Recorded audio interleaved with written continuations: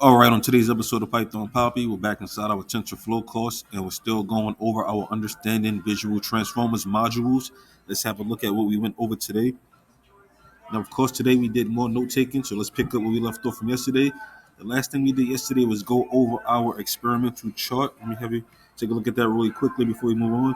So this is the chart here we're talking about. This is our experimental chart. So we have model layers, hidden size, MLP size, heads, and params. You can see here, this is a table here. Let's just know exactly what's what. So this table details the vision transformer variants. Hidden size equals the embeddings. MLP size equals the fully connected layers. Heads equals attention heads. And of course, params equals parameters.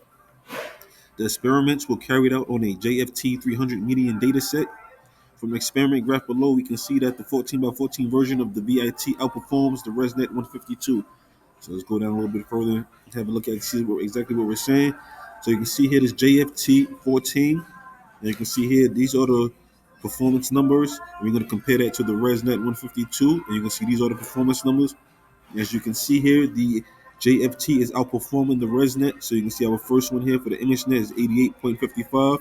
This one is 87.54. And if you can just go down every single column, you'll see that the JFT 14 is outperforming the ResNet 152 every step of the way. So with that being said, let's move forward.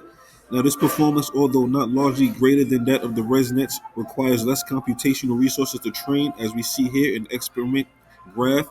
We have 2,500 TPU core days required to train the model as compared to the ResNet, which requires 9,900 TPU core days. So you can see here it only takes 2.5 thousand or 2,500 core days to train the JFT compared to the 9,000 days it takes to train the ResNet 152. Now, basically, that's what we went over today. We did more experimental plots and graphs, and we did some construction and demonstrations, and just following along, making sure we have an understanding and grasp on the concepts we're going over inside of this understanding visual transformers module. But it doesn't look like we're going to be doing any code. It looks like it's going to be strictly informational and note taking.